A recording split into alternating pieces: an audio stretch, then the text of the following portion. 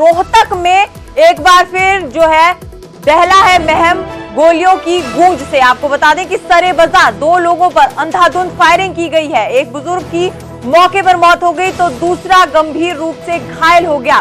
मृतक 60 वर्षीय वजीर सिंह निदाना का रहने वाला था और गोली लगने से जो घायल हुआ है बबलू नंबरदार, वो किशनगढ़ का रहने वाला था। निदाना गांव के 2 गुटों में पुरानी रंजिश चल रही है और रंजिशन ही ये वारदात को अंजाम दिया गया है। पहले भी कई हत्याएं हो चुकी है, लेकिन आपको हम तस्वीरें दिखा रहे हैं कैसे शूटर आया और हेलमेट लगाकर आया और इस पूरी वारदात को अंजाम दिया। इस पूरी वारदात में 60 साल के एक बुजुर्ग की मौत हो गई, जबकि दूसरा घायल है। दूसरे की जो हालत है वो गंभीर बताई जा रही है। तो एक बार फिर ये रंजिशन, इस पूरी वारदात को अंजाम दिया गया है रोहतक के महम में। एक बार गोलियों की गूंज से फिर दहला है सरे बाजार, अंधाधुंध फायरिंग की गई जिसमें एक बुजुर्ग की मौके पर मौत हो गई।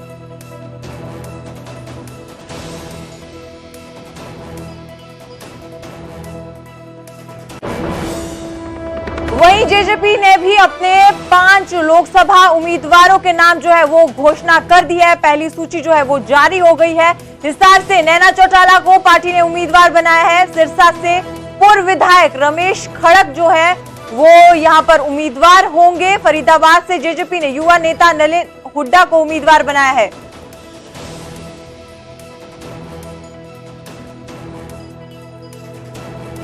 जी, हमारे साथ फाजिलपुरिया जो है वो ही फोनों पे मौजूद है। आपसे पूछना चाहेंगे कि कैसा लग रहा है आपको जेजेपी ने टिकट दी है। हेलो सर, हम आपसे पूछना चाहेंगे कि आपको कैसा लग रहा है, आपको जेजेपी ने अपना उम्मीदवार बनाया है लोकसभा के लिए, लोकसभा सीट से। सबसे पहले नमस्कार जी। और मेरे को बहुत अच्छा लग रहा है कि पार्टी ने मेरे को इस योग्य समझा है और ये जिम्मेदारी मेरे को दी है। जी, आप एंटरटेनमेंट से अब पॉलिटिक्स की तरफ जा रहे हैं, क्या कुछ कहना चाहेंगे? एक्चुअली हम शुरू से ही समाज सेवा और इस तरह के मुद्दों पे काम करते थे। जैसे कि एक बार रेप हुआ था कुछ यूपी में कुछ बच्चियों के साथ, जब भी हमने आवाज उठाई थी। पुलवामा के टाइम पे भी हमने कैंडल मार्च किया था। हमारे बीच के सिद्धू भाई थे, उनके साथ जब वो उनके ऊपर गोलियां चली थी, जब भी हमने आवाज उठाने का काम किया था। किसान आंदोलन में भी हमने आवाज उठाई थी। तो शुरू से हमने काम करने की कोशिश किया। पार्टी की सपोर्ट रहेगी और थोड़ी सी हमें भी पीछे से हौसला मिलेगा तो और अच्छा लगेगा और अच्छे तरीके से जी। टिकट को लेकर क्या आपकी किसी से बात हुई? दुष्यंत चौटाला और जेजेपी को ही आपने क्यों चुना? मेरे को उनकी विचारधाराएं पसंद है और मेरे काफी करीबी भी रहे हैं हम, दुष्यंत जी और हमारे बड़े भाई दिग्विजय भाई जी। तो उनके विचार, उनका काम करने का तरीका, उनका जो जोश है जी, और कहीं ना कहीं हम उम्र भी हैं, तो इसलिए इस पार्टी से मैं जुड़ा हुआ और इसलिए उनके साथ मैंने काम करना सोचा। जी, गुरुग्राम से आपको टिकट दी गई है, क्या कुछ तैयारियां आपकी रहेंगी इसके बाद? तैयारी तो जनता ने करनी है, तैयारी तो मेरे जितने भी सपोर्टर्स हैं उनने करनी है, तैयारी हमारे समाज ने, छत्तीस बिरादरी ने करनी है जी। एक नया चेहरा, एक नए जोश के साथ उनके साथ जुड़ने जा रहे हैं। तो मैं तो सबसे रिक्वेस्ट यही करूंगा कि जितने भी हमारी जनता जनार्दन है वो एक मेरे साथ जुड़े, वो मेरा हौसला बढ़ाए और मेरे को आगे लेके जाए। जी, गुरुग्राम सीट पर आप मुकाबला अपना किससे देखते हैं? हालांकि कांग्रेस ने अभी तक अपने प्रत्याशियों के जो नाम है वो ऐलान नहीं किया है, लेकिन फिर भी आप गुरुग्राम में किसे अपना जो है देखते हैं कि इनसे आपका जो तगड़ा मुकाबला हो सकता है? मुकाबला तो जनता का रहेगा। मेरे तो विचारों का मुकाबला है। मेरे तो जो विचार है हमारे, जिनके ऊपर आज तक काम नहीं है, मेरे तो उनके साथ मुकाबला है। तो हमने तो विचारों की लड़ाई लड़नी है, मुकाबला हम किसी को मानते ही नहीं। जो भी है हमारे आदरणीय है वो अपना काम करेंगे, हम अपना काम करेंगे, हम अपने विचारों को रखेंगे, उनके ऊपर हम काम करेंगे। जी, शुक्रिया हमारे साथ जुड़ने के लिए। तो गुरुग्राम से राहुल यादव फाजिलपुरिया को टिकट दी गई है। इसी के साथ साथ आपको बता दें कि हिसार से नैना चौटाला को जो है पार्टी ने उम्मीदवार बनाया है। फरीदाबाद से जेजेपी युवा नेता नलिन हुड्डा को उम्मीदवार बनाया गया है। भिवानी महेंद्रगढ़ से पूर्व विधायक राव बहादुर सिंह को उम्मीदवार बनाया गया है। तो ये बड़ी खबर, जेजेपी ने पहली सूची जारी की है जिसमें 5 उम्मीदवारों के जो है नाम लिखे गए हैं। 5 उम्मीदवारों की घोषणा यहाँ पर की गई है। और हिसार सीट की अगर बात करें तो मुकाबला जो है यहाँ पर रोमांच से भरा रहेगा। परिवार की सियासत देखने को मिल सकती है क्योंकि हिसार से बीजेपी ने रणजीत सिंह चौटाला को टिकट दी है और अब जेजेपी ने यहाँ से दुष्यंत सिंह चौटाला की माता यानी कि नैना चौटाला को टिकट दी है और INLD की तरफ से भी सुनैना चौटाला की जो उम्मीदवारी है लगभग जो है वो तय मानी जा रही है।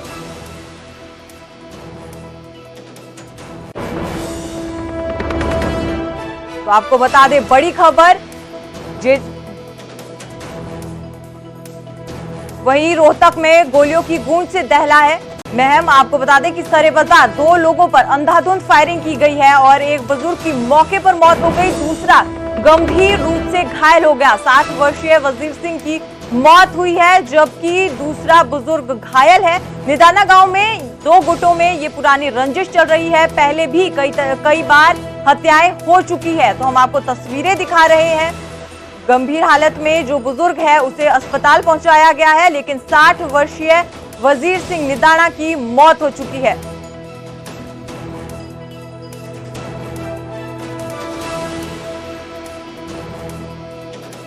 हादसे के वक्त की ये तस्वीरें हैं, सीसीटीवी इस वीडियो का सामने आया है। हम आपको वो हमलावर दिखा रहे हैं जिसने इस पूरी वारदात को अंजाम दिया।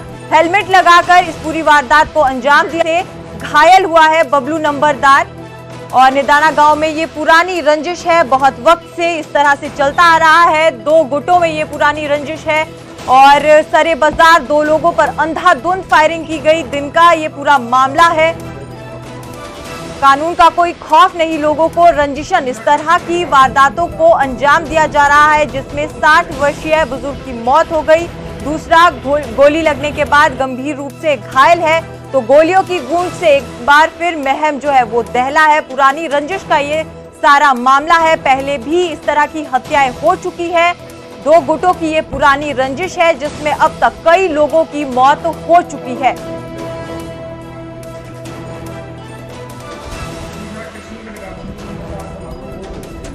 बड़ी खबर हम आपको बता रहे हैं, महम से ये बड़ी खबर सामने आई जहां पर दिन दिहाड़े एक वारदात को अंजाम दिया गया। रंजिश, पुरानी रंजिश का ये पूरा मामला है, कई लोगों की अब तक इसमें जान जा चुकी है।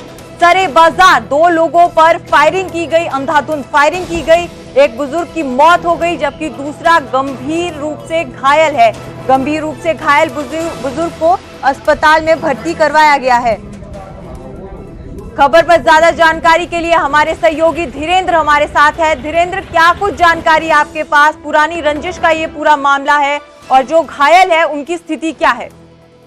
देखिए, अभी जो हमलावर है वो पुलिस की पकड़ से बाहर है और जो अंदाजा लगाया जा रहा है कि निदाना गांव में जो पूरा जिसमें कई लोगों की मौत भी हो चुकी है, उसी से जोड़कर इसे देखा जा रहा है। और जो बुजुर्ग हैं वजीर सिंह नाम के जिनकी मौत हुई है, उनके परिवार के लोगों की भी रंजिश है और फिलहाल उसी से जोड़कर इस पूरी वारदात को देखा जा रहा है। इसमें 2 लोग घायल हैं। जो दूसरा बुजुर्ग है बबलू नंबरदार, उसकी हालत अभी गंभीर बनी हुई है, उसको रोहतक PGI में भर्ती कराया गया है। ट्रॉमा सेंटर में फिलहाल वो एडमिट है। जहां तक हमलावर हैं उनको पकड़ने के लिए पुलिस दावे कर रही है, लेकिन फिलहाल तक आरोपियों को नहीं पकड़ पाई है। जो बाजार में काम करने वाले लोग हैं उन्होंने जो हमलावर हैं उनकी एक वीडियो भी कैप्चर की थी, जो कि फिलहाल सोशल मीडिया पे वायरल हो रही है। तो कहीं ना कहीं पुरानी रंजिश के मामले को देखकर इस पर कार्रवाई कर दी जा रही पुलिस की तरफ से। जी शुक्रिया धीरेन्द्र ज्यादा जानकारी देने के लिए। तो हमलावर अभी पुलिस की गिरफ्त से बाहर है।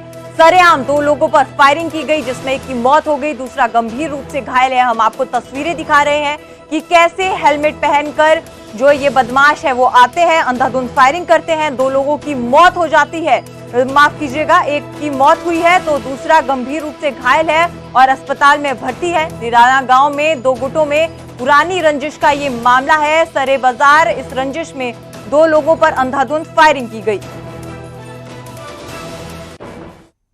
वहीं यूपीएससी परीक्षा 2023 का रिजल्ट जो है वो जारी कर दिया गया है। हरियाणा के परीक्षार्थियों ने फिर एक बार सफलता के झंडे गाड़े हैं। भिवानी के भावेश खयालिया ने 46वां रैंक झटका है। दूसरे प्रयास में भावेश ने ये सफलता हासिल की है।